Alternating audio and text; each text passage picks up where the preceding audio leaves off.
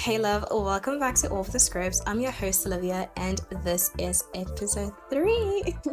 So we are going to be speaking about respect as the title suggests, but most importantly, how respect is the currency we tend to forget.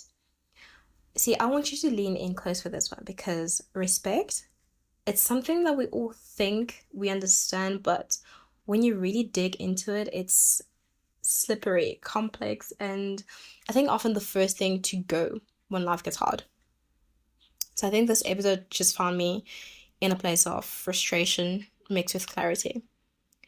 You know, those moments when you realize respect has quietly vanished in places you care about the most. So I want to share my thoughts, my stories, and my mistakes, as well as what I've learned about respect, how it builds, how it can fade, and how we can reclaim it as people. Because respect isn't just something you give to others, it's the foundation of how you treat yourself. If you don't have that, everything else is unstable and everything else will feel unstable. So if you are ready, let's unpack this together. So before we talk about anything else, let's just establish what respect really means. For me specifically, respect is a word that's tossed around like it's simple. Be polite, don't interrupt, say thank you, greet, the basic stuff. But I think the real deep respect is not anything. Like it's nothing like that actually. It has nothing to do with that. I think respect is consistency. I'll give you an example. So I had this friend, let's call her Tandy, and I love this girl so much. She was very vibrant and just full of ideas. We planned to start a book club together. At first, we met every other week, I'd say. We shared our thoughts and whatnot. And it was all vibes. But then things started to change. She started canceling last minute, sometimes hours before. And at first, I told myself, yeah, you know what, maybe she's tired, maybe she's busy, or whatever the case may be, something came up, that's cool. But slowly, I realized I was waiting for somebody who wasn't showing up. Not physically, but emotionally. When she cancelled again and again and again and again, it wasn't about that one cancellation. It was about her slowly eroding my trust in her. Because, again, trust is a foundation, or rather the backbone of respect. I remember one evening when I was sitting in my room with my notebook, feeling this heavy knot in my chest, like I was invisible to someone I cared about. So I guess I would say respect is showing up when it's inconvenient. It's doing the small things that build trust, like answering texts or keeping your word or just being present. I would say respect is also boundaries. For years, I did not understand this. I won't lie. I really won't lie. I thought boundaries were walls, just harsh, unloving, selfish. But boundaries are freedom. I remember a time when I let somebody talk over me in meetings. I thought it's not worth the fight. But after months of shrinking myself to avoid conflict, I was just exhausted. And one day I simply said, I wasn't finished. Actually, it was very scary when I said that. I'm not gonna lie. It was very scary when I said that, but I literally just said I wasn't finished talking. Sure, it was shaking. It was very, scary for me, but it was necessary for me to say that because saying no to disrespect felt like stepping into my power for the first time. And, respect means protecting your peace. And that means saying no to what doesn't serve you. You don't need to apologize for that. Respect is also following through. Now, here's where I mess up sometimes. I will say I'll call a friend or meet up, but when the time comes, I'm too tired or distracted. Like I've been guilty of that so many times, and honestly speaking, I still am. Now, not only am I guilty of it, but I also do feel guilty. Like just knowing how it feels when somebody does that to me, it really sucks that I'm equally doing that to other people. So I learned something important. Your word is your bond. Not just a saying. It's not just a saying. It's a sacred agreement you make with yourself to be reliable, even when no one is watching. So when you start honoring your word, even in small ways, everything shifts. People start trusting you, but more importantly, you start trusting yourself, and that's the most important thing. Like I stated earlier, trust is the backbone of respect. Without it, respect fades away like mist. Now, I just want to reflect on something real quick. Let's just take a moment to think about someone you respect deeply. What do they do that earns your respect? Is it that they are reliable? Are they honest? Is it their boundaries? I would love for you to write down 3 qualities they show that make you feel respected. Then I want you to think about yourself. Are you showing these qualities to others? And are you showing these qualities to yourself? Because respect isn't about perfection, it's about intention and consistency. Now, everybody really talks about respect, which is great. But what about when respect disappears, but no one notices? Because respect doesn't vanish suddenly, right? It fades into small moments we barely even notice until it's too late. You know the feeling when, somebody cancels plans again, promises to make it up to you, but never does? Yeah, that. When someone says, I'm listening, while scrolling through their phone, nodding but not really hearing you. Okay, I'm not gonna lie, I'm also very guilty of this, but that is really how respect rather starts to disappear slowly but surely. Or even when someone agrees with you but never follows through on what matters. So let me share a story real quick. I was on a video call with my friend, and I was opening up about my anxiety and my struggles, and just everything that I was facing, and my situation at the time. And halfway through, I noticed her eyes flicking to her phone every 2 seconds. Now, I'll stop here before. Let me just give you more context. Yes, I was on a video call, but she was using her laptop. So every now and then she just grab her phone and whatnot. And it just kind of felt like, oh my gosh, it really felt like somebody just took my heart out and fit it right back to me.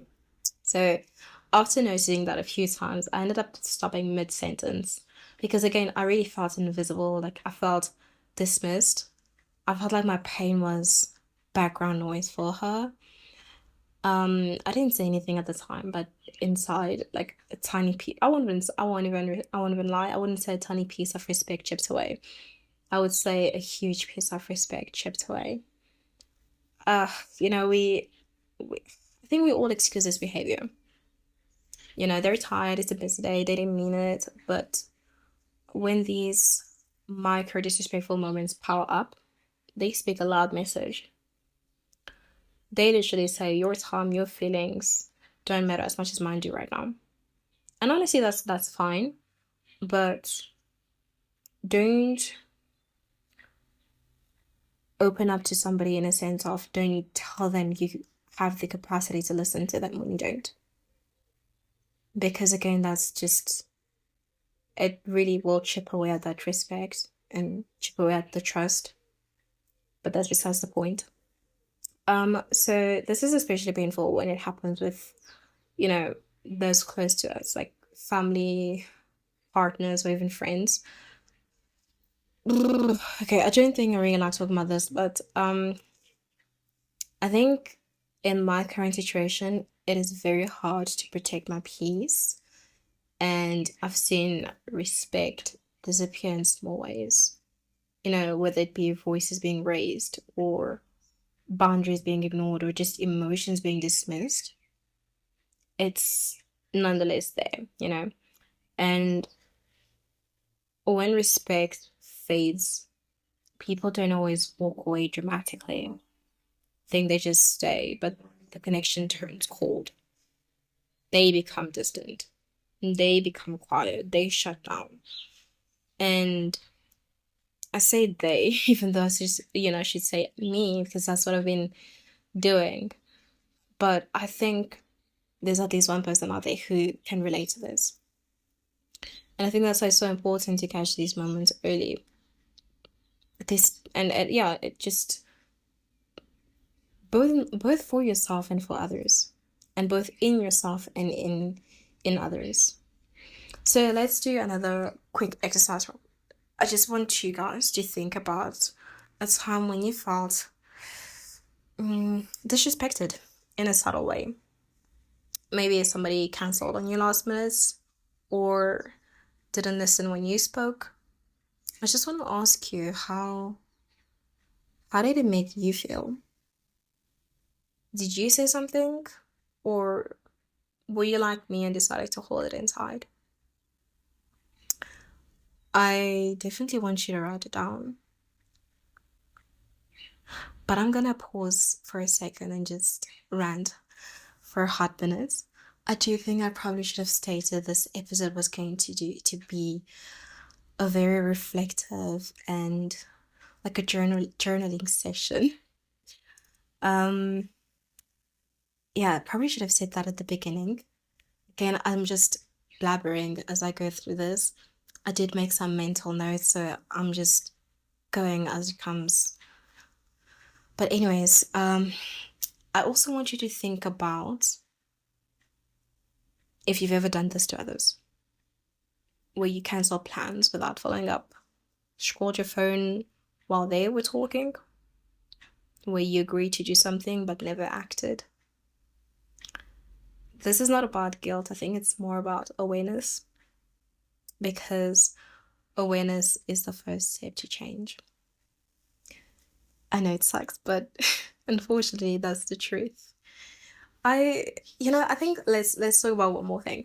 I think the real thing that I think the real thing, the one thing that we tend to misspeak on,